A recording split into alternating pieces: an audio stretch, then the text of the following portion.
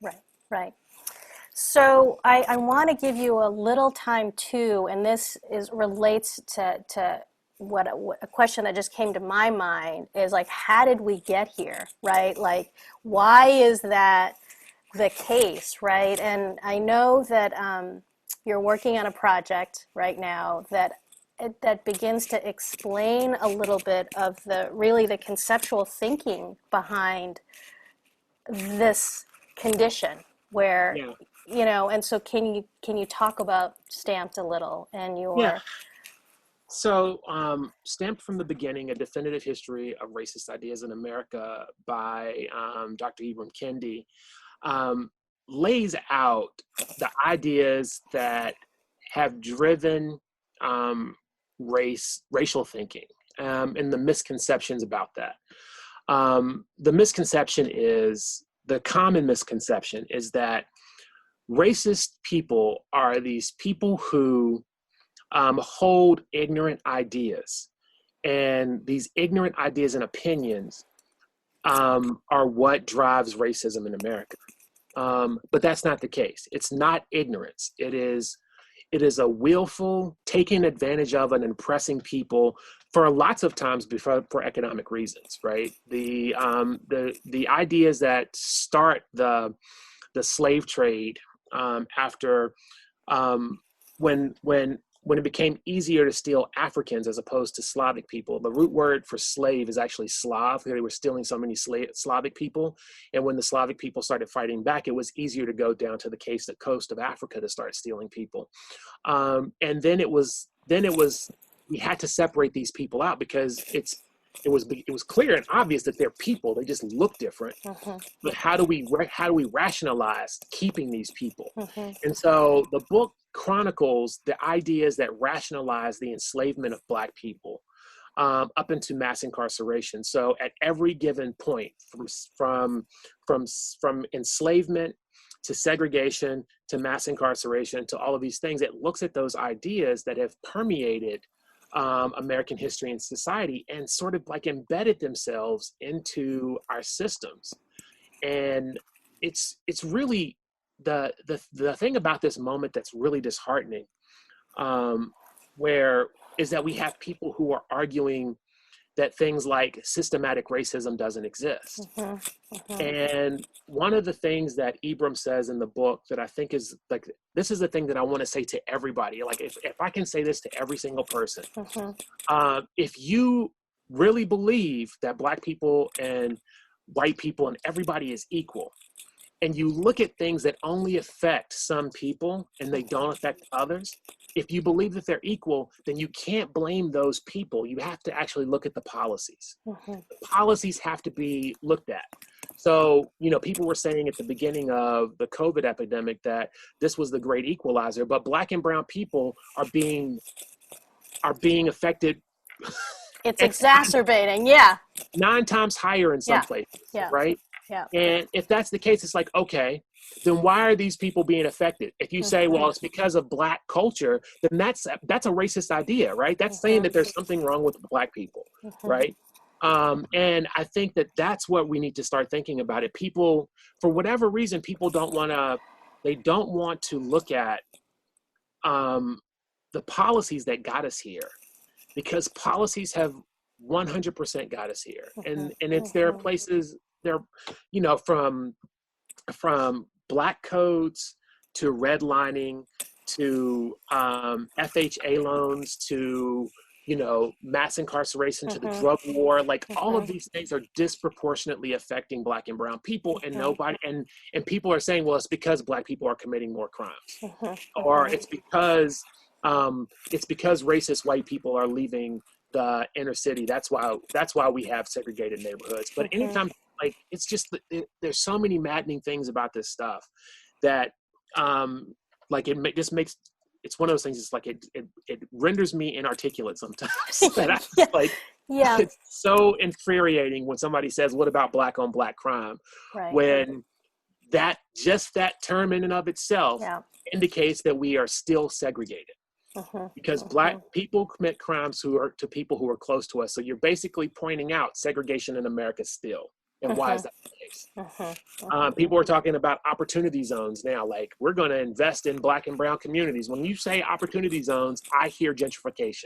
Right. That's what I hear, because whose money is going to, who's going to come in and invest that money in those Right. places? And that means that money is going to be taken out of the neighborhoods. Right. Right. So it's those kind of things. I don't, yeah, So, that's a lot. um, Sorry. yeah, no, no, it's so important, and I'm curious too, though, how you, when you were doing your other books are focused on a character, right, or a story, and I think Stamped is also that, but it's also all these really kind of complicated concepts, that you just described.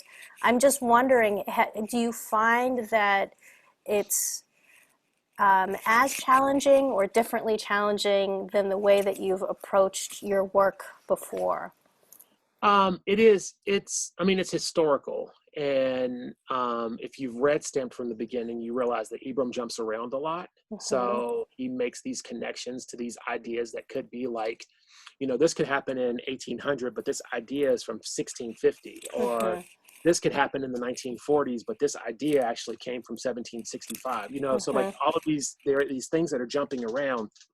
So the challenge is putting it in a linear format that you can Mm-hmm. follow in a story, Mm-hmm. which is really good that it's about individual people. So because it follows five thinkers, it Mm-hmm. follows Cotton Mather, William Lloyd Garrison, Thomas Jefferson, William Lloyd Garrison, W.E.B. Du Bois, and Angela Davis. So using them as vehicles for how Mm-hmm. we think about racial thought in America Mm-hmm. is really what I'm trying to do. So like I keep looking over here because it's Yeah. actually on the drawing table. Okay. Yeah. Um, it's so looking at how Cotton Mather's, precursors, his family, and the Mm-hmm. ideas sort of drove him and what he was living in the moment, and then what he ends up writing, and how Mm-hmm. that's a reflection of all of the things that were happening in a society. So it's basically placing each one of these people in the middle of a moment Mm-hmm. and using all of those moments and all of that information to sort of fuel what they thought and how they influenced American society. And so that's how I'm taking it. Mm-hmm. It's not that much different Mm-hmm. than reading a biography of someone and then trying to figure out how to tell the story. It's just now it's like how to show that this person was influenced by these racist ideas, and it's like making those connections visually. Mm-hmm. One of the things, one of the examples I'll give you is that in the beginning of the book, in the prologue, Ibram says that we've always thought about this as a linear process about Mm-hmm. racial progress in America. Like, this thing happens and it gets better. This thing happens and it gets better. But we don't often show that at every single point when there was some sort of racial progress, there's also been racial regression. Mm-hmm. So when we got the end of slavery, yay, the end of slavery, 100 years of Jim Crow. When we got the end of Jim Crow, yay, the end of Jim Crow, we've got the last 50 years almost of mass incarceration, right? So we Mm-hmm. need to be cognizant of like how these things are actually happening in the moment. And so what I did with that is I drew Uncle Sam putting together a Rube Goldberg machine. So like Mm-hmm. as he at every point you see the ball moving and changing racial progress, there's also an opposite reaction Yeah. of racial regress, right? Yeah. So like it Yeah. just shows you that this is going in. So that's part of the process. So when this thing happens, this thing happens, this thing happens, this thing happens, which is not linear. Mm-hmm. I Right. mean, like Right. even recently in modern times, we actually have a perfect example of that with the election of Barack Obama and then the election of Trump. Like Right. Right. that is the exact Yeah. opposite of what we were actually doing moving Right. forward. Right. And in some ways, what you're saying is predictable, Yes. as we see and as you've given us examples in history. Yeah. Yeah, it's absolutely predictable. Yeah.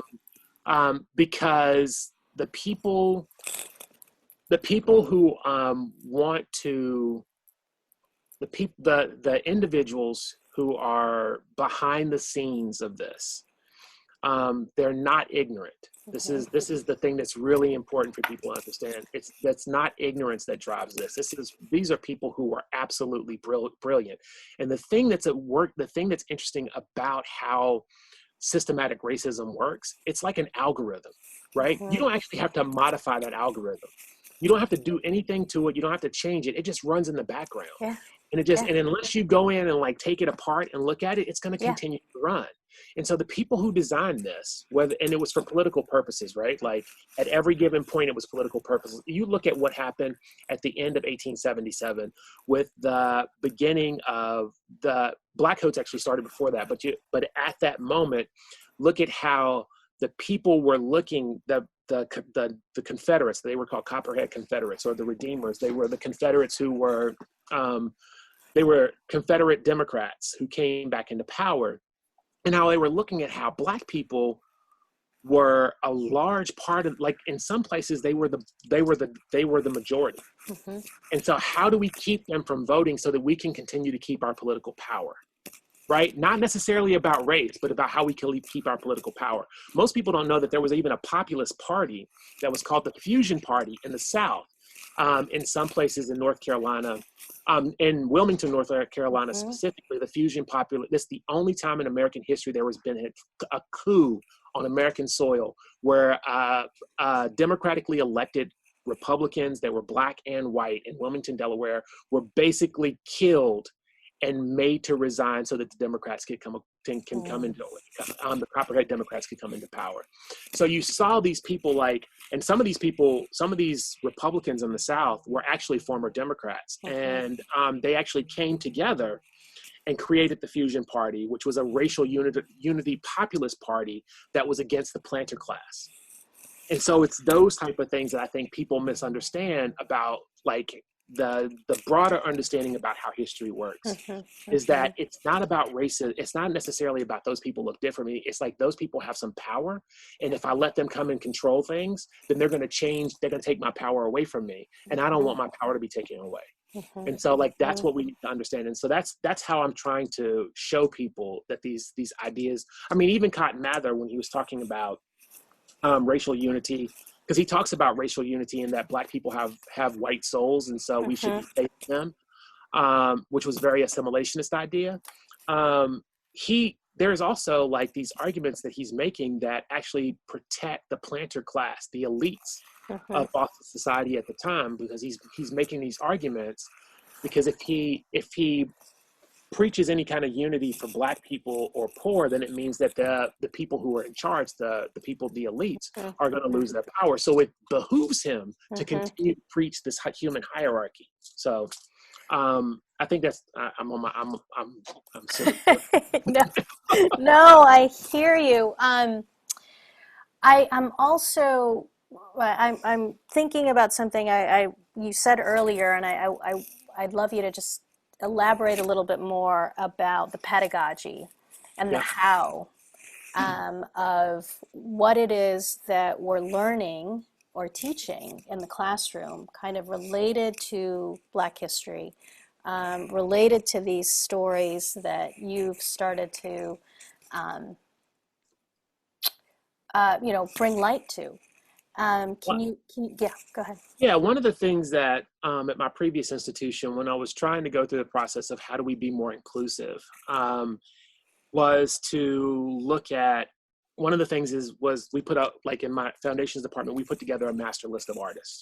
And we got all the departments to give us like, what artists would you like for us to show? Like, who are the most important artists for us all to look at, that we could augment with when we were showing images, right? And then what I did was start adding Black and brown artists to that list, and LGBTQIA plus people to those lists, and women, so that we were being very inclusive about how we're doing that. Like, if I'm gonna show you artists, I'm not gonna just show you dead white guys from Europe. I'm gonna show you a range of art and from different cultures and society. And I'm going to talk about how that, I mean, we all know Picasso and Braque were stealing African masks, and that's how they got, that's where they started the beginning of Cubism, right? And how they were sort of influenced by a lot of things. So why are we only showing those guys when we're not spending as much time talking about like the influence and inspiration. I think that's the Mm-hmm. way we have to think about it, is like, how do we incorporate these artists as a non sort of like, oh, it's Black History Month, let's talk about the Harlem Renaissance, right? Mm-hmm. Like Mm-hmm. not like that, but Yeah. like, how do we Right. incorporate that into our into our ideas about how painting, like people Yeah. who, Mm-hmm. And it's how do all. we talk about those things, right? Just in general. Hmm. And I think just what you were saying before, it's like in relationship to each other, right? Yes. Kind of, not necessarily segregated in one area, but that how it might be in relationship to the wider conversation about art history or design or whatever it is. Yeah, I mean, I think it's really important, for, I mean, if we can, like, as artists, if we continue to do what we always done, we're always going to get what we always gotten. Hmm. And so if we continue to look at, art history as a Eurocentric, dead white guy sort of way of looking at art history, we're gonna create and produce the same artist, Hmm. right? We need to be innovative. We need to bring things in. There have been lots of movements to bring in street art, and people are bringing in street art, but that stuff's been around since the 1980s, right? Like Basquiat, like the early 80s, Basquiat and Keith Haring were actually painting on walls. So it's not a new thing. It's just taken a long time for people to start paying attention to it, Right, right. in academia. And I think it's just like incumbent upon us to like tap into what's happening in culture Hmm. and looking at what people are making and not turning our nose up to it. Because if like the stuff that people are making out there is what's influencing our students, and so we should know Hmm. about this stuff, Hmm. right? So we can Hmm. augment it. I remember I had a student once, this was about 10 or 12 years ago. It was like, so I was still in Virginia at the time, and I'd done something, and somebody had read about me, and so she brought her son because he was Black and he was a painter, and he was showing me his paintings, and he brought me all these paintings in, and I'm like, they were all Basquiat paintings, and he didn't know who Basquiat was, Okay, right? yeah. So he was just making Basquiat, and I'm like, I need to teach you a whole thing about like the 1980s and neo-expressionism and all of the stuff that these guys were doing at that time. Because if you don't know what's happening, Yeah. you're not going to make anything. You're just going to make these sort of bad knockoffs of Hmm. Basquiat. Hmm. And so I think we need. My point about this is that we need to be, incorporating, um, diverse ideas, and I found in my experience, not so much at Mass Art, but in my Hmm. experience in the past, is that, at at art schools, to be as liberal thinking as a lot of people are, we're very conservative in the way we want to teach stuff, Hmm. and we're very reserved, and we don't want to break out of sort of the bounds in which we teach. But I think it's really important for us to think about how we represent students, and how we represent, I mean, in every single stage. Like, Hmm. we at my foundations department, we were in charge of writing, and Hmm. so I was like, how do we incorporate more diverse writers into Hmm. the canon, so that we're not Hmm. just talking about, the greatest hits of American Hmm. writers or Hmm. European writers, but, how do we incorporate that to like getting more Black literature, getting more Hmm. LGBTQI plus literature into the curriculum, so Hmm. that people would. And so it's not necessarily about, okay, now we're going to read this thing that's beautifully written during Black History Month about by Ralph Ellison. We're Hmm. going to like, let's like just look at this as like literature and writing, Hmm. right? Hmm. And Hmm. normalizing these things to the point that we don't think about it as being Black literature or white. Like, just like, this is all Right. our stuff. This is all That's American right. history, Yeah. all American culture. Let's stop segregating it. Let's integrate it all and do a real integration of those ideas, so that we move forward with this Hmm. knowledge that we're all one people. That's great. I'm wondering, kind of, there's so much urgency, I feel like, in this conversation, in our conversation now, kind of at MassArt and the United States and, society. But to kind of maybe ask a question about, there are things that feel insurmountable. I really, I like this conversation about thinking about the long kind of view of history. And in some ways, we're in a moment, right? We're on this timeline and we're here. And hopefully it's swinging back the other way. But I'm just curious as far as, what is that thing that maybe not one thing, but, is it the long view of history? Is it kind of, your creative juices are just, getting you up in the morning and you're reading about history and then you're understanding how you might depict it visually? I'm just curious as I try to find that in myself these days. I mean, So, it really is for me about every, like, the next actionable step that I can take, okay. right? I can't change what's going to happen 5 years from now. Mhm. But what I can do is work on the things that I feel like might change some, like what step can I take right now? In any given moment when I'm dealing with a list of things, and I might have goals. So, like, for students, any student that might be watching this, it might be like, I want to be a famous artist 5 years from now. I don't know how to do taxes. Can't really worry about taxes, right? That's so far off in the distance. It can be on your list of things to deal with, but that's not the thing that you need to worry about right now. What you need to worry about right now is how to draw a hand. Like, how can you get that hand right? So what's the next? So it's thinking about not the thing you have to worry about, or the thing that you did in the past, is what can I do right in this very moment? It's it's the next actionable step. There's this Taoist story about how people sort of live through the world. And it's about this horse farmer, right? And in the beginning, his horse runs away. And he comes back. His neighbor comes over and he says, "I'm so sorry your horse ran away." And he goes, "Who knows what's good or bad?" Then the horse comes back the next day and brings 6 horses with it. And he's like, "Oh, congratulations for your brand new horses." And the man's like, "Who knows what's good or bad?" And so his son goes out there and he's trying to train these new horses and he breaks his leg. And he comes over and he's like, "I'm so sorry that your son broke his leg." And he goes, "Who knows what's good or bad?" Then the army comes through and they're conscripting people into the army, and his son can't go. So his son is not taken away in the army. And he's like, "I'm so glad your son didn't get taken away." And the man goes, "Who knows what's good or bad?" And the point of that story is that there are going to be ups and downs. There are going to be places where we don't know we're going to have extreme highs and extreme lows. We can't live in those moments. We have to live in them now because that's the only thing that we have. So what can we do in that present moment?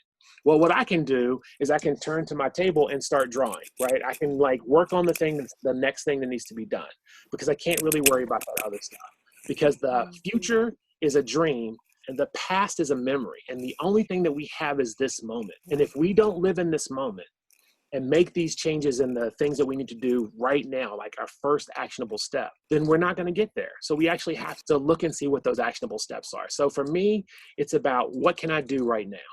And so I have a list of things that I can do right now. And so I do those things. So Thank you, Joel. That was really, really great to hear. And I just want to thank you for your generous space. And I mean, my mind is just buzzing right now.